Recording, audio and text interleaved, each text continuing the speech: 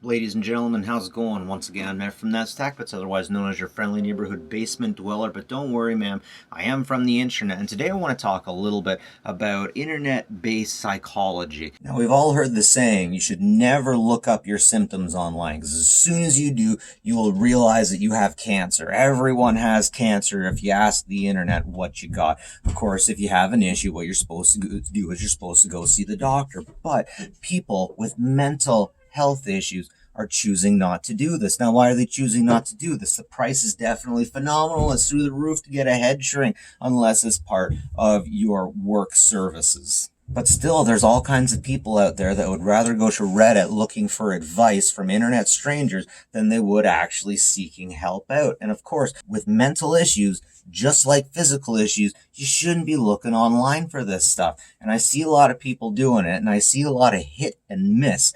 Now, first off, I want to talk about r/relationship advice, people going there to get information from internet strangers about what they should do in certain positions. Now, one of the things that a lot of people don't really think about any of these posts is that you're only getting one side of the story, and there's definitely more going on.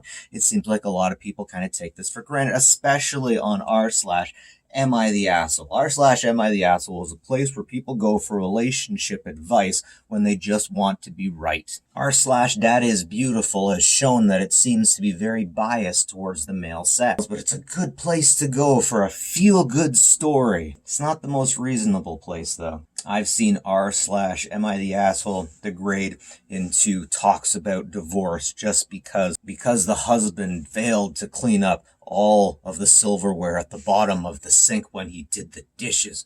Now let's go one step further than that. The next step for free self-help online seems to come from individuals like Jordan B. Peterson. He was the first clinical psychologist that I ever heard become basically internet famous. 3 million followers. He has more hits on his YouTube than CBC does. Now, I don't agree with everything that Jordan B. Peterson says, but the way that he sets out his information, the way he says, don't lie, clean your room, pet a cat, those are 3 things I can really get a hold of. Sometimes his message sounds good because it's not easy. But the more I look into these clinical psychologists, these internet advice, the help and whatnot, the more I get concerned that people are going about diagnosing themselves wrong, especially when it comes to issues revolving around gaslighting and narcissism. These are 2 things that are exploding on the internet right now when it comes to help, personal help or help for other people. Now, I want to talk to you about the Goldwater rule. The Goldwater rule is that you don't diagnose someone with anything. As a psychologist, you don't diagnose anyone unless you talk with them directly, unless you have a session with them, unless you actually know them. There was a newspaper that put out a piece on this Goldman person. They were asking individuals what they thought of him. And when all this information came in, they posted an article saying, this many psychologists says that Mr. Goldwater should not be president because he's all of these bad things, or he's this one bad thing. So Goldwater sued the pants off of this publishing company, of this newspaper, and because of that, the National Psychiatrists Union decided to make the Goldwater rule. You can't say anything bad about anybody unless you talk with them. Now, this became really well known around the Trump administration because there were a lot of people saying that Trump was a narcissist. Oh my God, was Trump the reason why this narcissism thing is so big now? Now, the issue with labeling someone as a narcissist or as a gaslighter is narcissism and gaslighting isn't always the same thing to everybody all the time. Different narcissists are different, and it's so freaking hard to define. And because it's so hard to define, people who are not psychologists, not therapists, are given checklists about what is a narcissist. And then when uneducated people get this information, probably about 2 or 3 paragraphs, they start looking at things in their life. They start pointing fingers and they start naming names. Now, before I get any further, I definitely want to say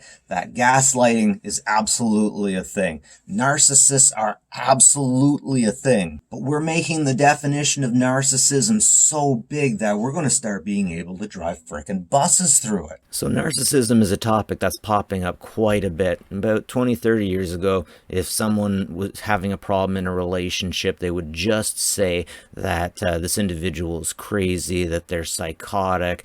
There were other terms that we would use, but these days, narcissist seems to be the big thing, and it gets thrown around a lot in the different subreddits. So here we are on YouTube, and I got the keyword explorer here, and it is a pretty popular topic within YouTube. It's definitely popular within TikTok too. Now this is Dr. Ramani, a clinical psychologist that's definitely way smarter than I'll ever dream of being, and she has a YouTube series directly on narcissism, and sounds like she's had to deal with a lot of really interesting types of people.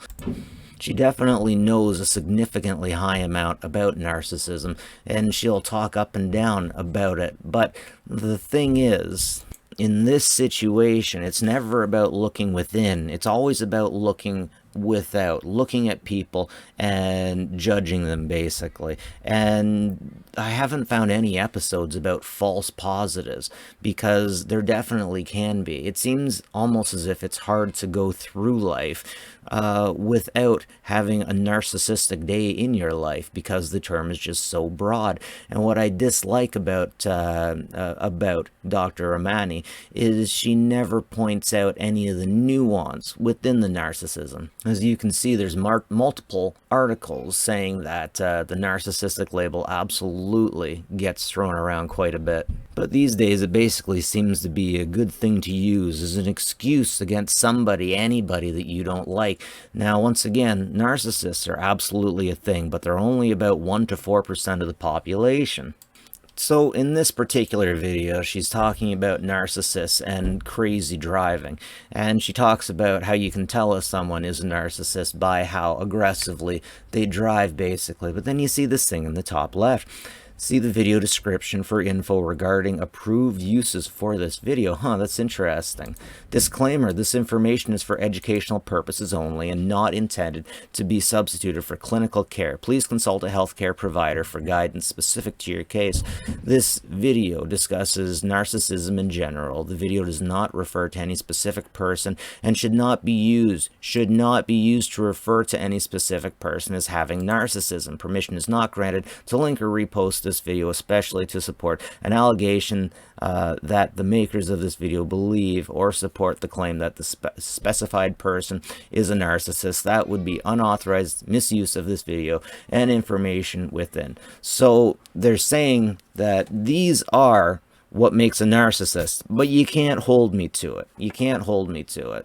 Now, the reason you can't hold them to it is it's not ethical. So this individual is making videos to help people deal with narcissism, but they can't exactly say who a narcissist is, but they do say who a narcissist is. This seems to be kind of a problem. Now, I want to bring you back to Jordan Peterson. Jordan Peterson has rules for life about how you can start to make your life better by fixing your own life, by cleaning your room, by taking responsibility, etc., etc. While Dr. Ramani says that you are dealing with issues and you are a victim because a narcissist in your life, and this is what narcissists do. However, I never hear Jordan Peterson asking people to like and subscribe to his YouTube videos.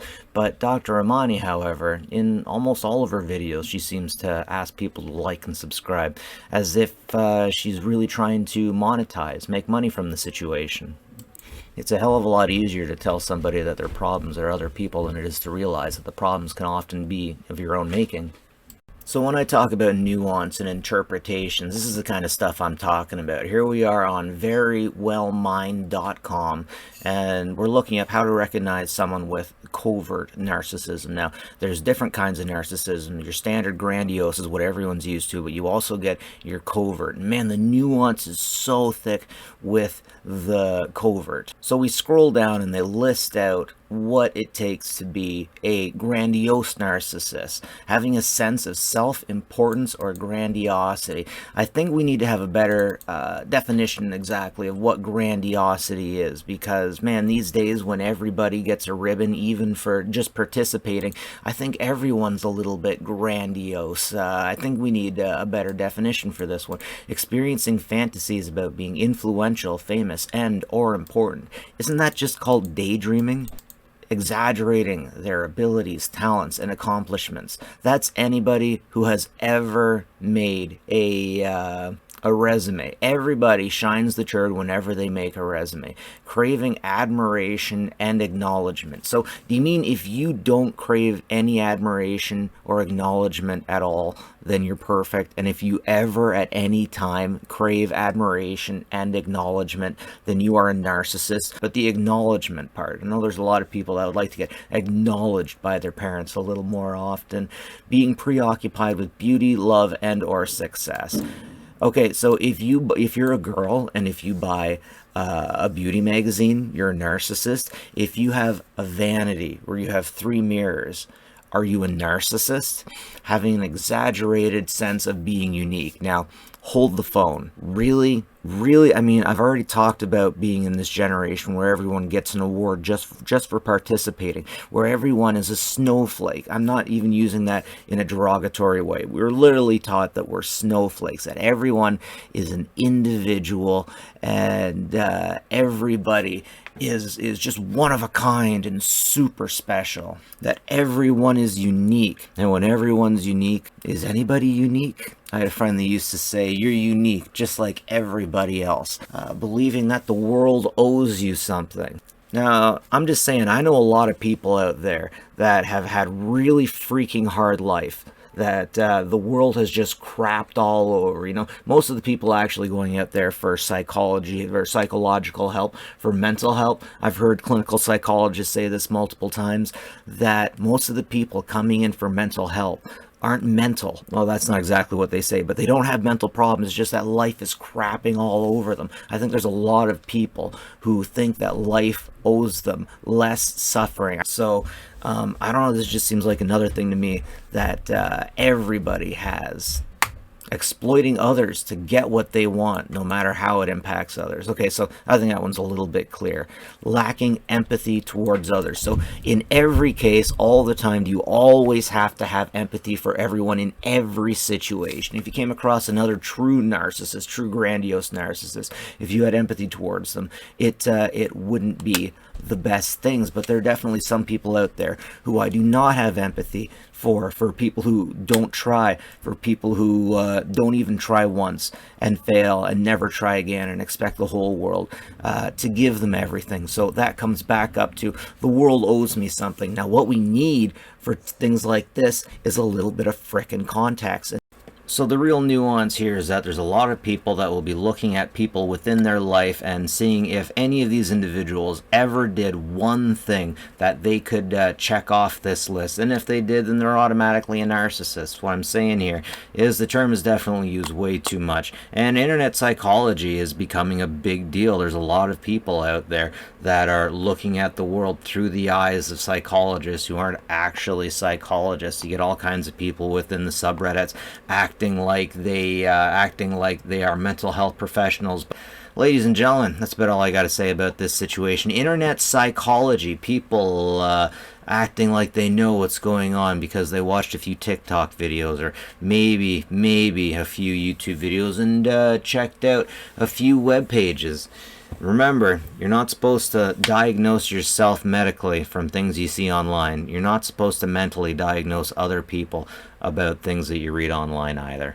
Anyways, have a good one, folks. That's it for me. Net from Nest Tech, but hit that like button. It always helps me out. And take care of each other, folks. Catch you later.